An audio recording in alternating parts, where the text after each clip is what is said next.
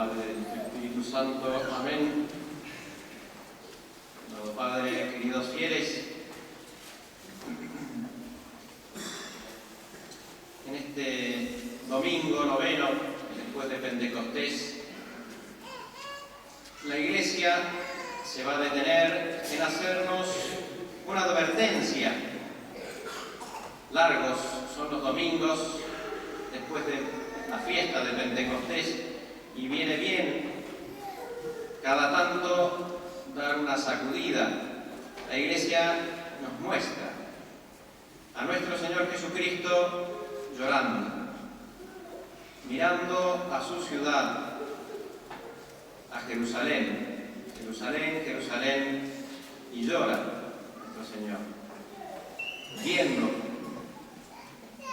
su futuro desastre por no haber conocido el tiempo de su visita, por no haber pasado la prueba. Que no nos pase lo mismo, nos va a gritar la Iglesia. Que no llore nuestro Señor sobre nosotros. Se nos habla hoy entonces de la tentación, de la prueba. San Pablo nos va a poner ejemplos ciertos del Antiguo Testamento, históricos, acerca de los judíos, y que son para nuestra enseñanza, lo dice el apóstol. ¿A quién advierte entonces? La Iglesia nos advierte a nosotros, a sus fieles. No está avisando o hablando al mundo, está hablando a sus fieles. San Pablo habla a sus fieles. El que está de pie le dice a sus fieles que no caiga. Nos advierte entonces la Iglesia acerca de la tentación. ¿Qué es la tentación? ¿Para qué sirve? Nos cuesta entender esta realidad tan importante de cada una de nuestras vidas. Tentar significa poner a prueba. Un sentido general de poner a prueba, y Dios pone a prueba. Hay que tenerlo presente, es parte del plan de Dios, ponernos a prueba. No hay que olvidar esta verdad. Dios nos pone a prueba. Nos puso a prueba a los ángeles recién creados, las criaturas más perfectas. Puso a prueba a Adán y Eva. Tenemos ejemplos en el Santo Job de cómo Dios quiere probar su virtud. Y, sobre todo, puso a prueba, ¿sí? Permitió la tentación en su divino Hijo, en nuestro Señor Jesucristo, que fue tentado, como dice el apóstol, para asemejarse en todo a nosotros, excepto en el pecado. Y hay un sentido más específico de la palabra tentación, que es inducir al pecado. Y en este sentido no podemos decir que Dios nos tienta. Es más, lo dice el apóstol Santiago, nadie cuando es tentado diga que Dios lo tienta, porque Dios no puede jamás dirigirnos al mal, y así Él a ninguno tienta. En este sentido específico de inducir al mal, Dios no nos tienta. Permite que seamos tentados, sí, pero Él no nos induce al mal. Y en este sentido específico nos tientan y nos empujan al mal los tres enemigos del alma: el mundo, el demonio y la carne. ¿Por qué? ¿Por qué Dios permite y quiere probarnos? ¿O por qué permite la tentación? En primer lugar, para que brille la gloria de Dios. Brillan las perfecciones divinas en las tentaciones. Y en primer lugar, la sabiduría de Dios. Porque es propio y exclusivamente de Dios, lo dice San Agustín, y lo repite a menudo en la ciudad de Dios. Es propio y exclusivo de Dios sacar bien del mal. Y si Dios permite la tentación, es porque solo Él puede sacar un bien de ese mal de la tentación.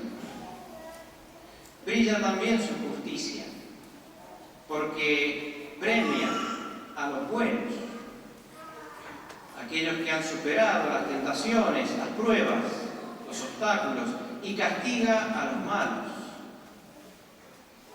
Brilla su misericordia.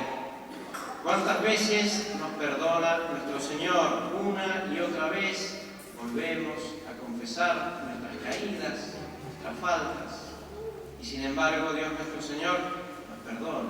Brilla su misericordia. Brilla su bondad al rebajarse hasta nosotros, lo cual lo vemos en nuestro Señor Jesucristo, que quiso ser tentado en todo, dice el apóstol, para asemejarse en todo a nosotros, excepto en el pecado.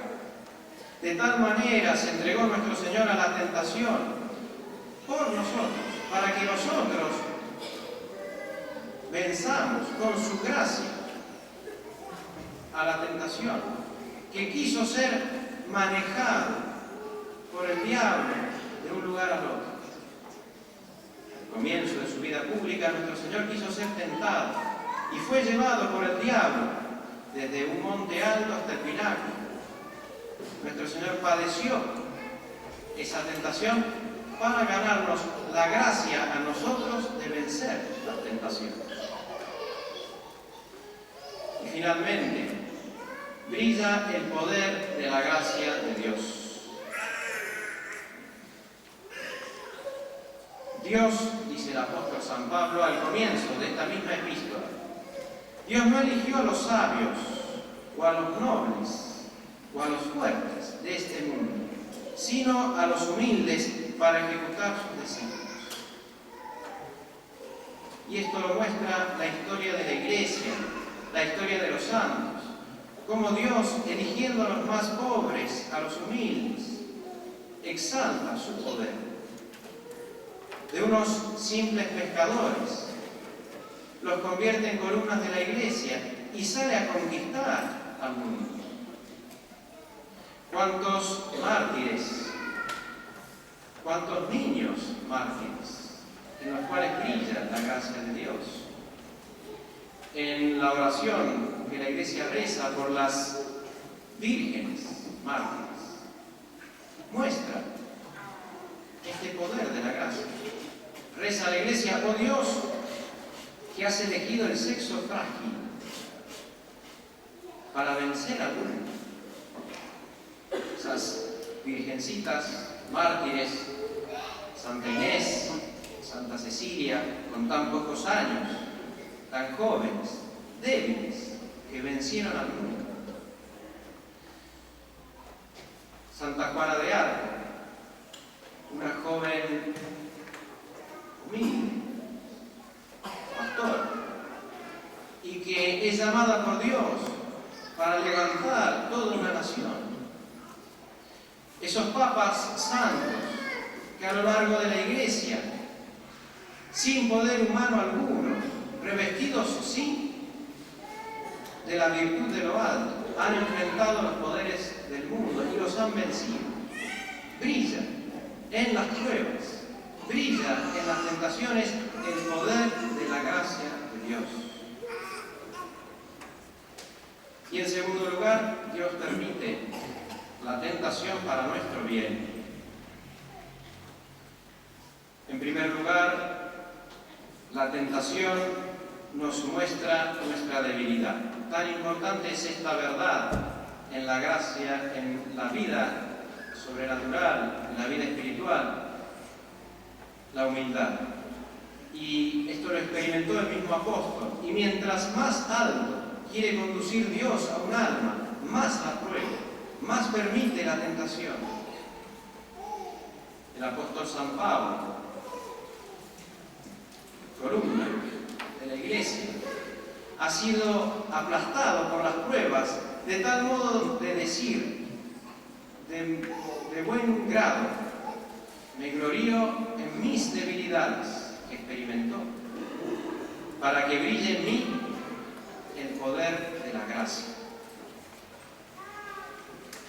Aquel que le sale todo bien, que tiene una vida tranquila, con éxito, incluso de buena voluntad, la naturaleza humana, traicionera, porque llevamos la herida del pecado original, se va gloriando en sí mismo. Incluso inconscientemente se va apoyando en sí mismo, dejando a Dios de lado. Y Dios a veces interviene. Y la prueba nos recuerda nuestra debilidad y que el poder está en la gracia de Dios. También la tentación nos despierta de nuestra indolencia o de la pereza espiritual. Una prueba, una tentación fuerte, sacude al alma de tal manera de despertarla, de animarla a combatir. Y tenemos el ejemplo del rey Salomón, un rey que Dios lo benefició en su reino, de tal manera de no tener una prueba. Era rico, sabio, y sin embargo, comentan los santos padres, fue esta misma causa lo que entibió de tal manera el corazón de ese rey que llegó a ser infiel a Dios, por no haber sido tentado, por no haber tenido ninguna prueba. Hay otros méritos, hay otras razones, a acrecentar nuestros méritos, la experiencia, para aconsejar a los demás. Y finalmente, ¿cuáles son los medios que tenemos para vencer la tentación? Oración, resistencia y vigilancia. La oración la recomienda nuestro Señor a los apóstoles antes de la gran prueba de la cruz. Vigilad et orate, ne intretis in tentación. Vigilad y orad para que no entréis en tentación. La resistencia, que será diferente de acuerdo a la tentación concreta. Y finalmente la vigilancia. Y esto es lo que el apóstol hoy nos recomienda. El que está en pie, cuide no caiga. Dice el apóstol, la vigilancia, cuidado, nos advierte el apóstol. Estar atentos sin confiarse. Por eso el apóstol dice, cuidado, el que está en pie, cuide que no caiga. Y Santo Tomás de Aquino, comentando este pasaje, da un montón de consejos prácticos.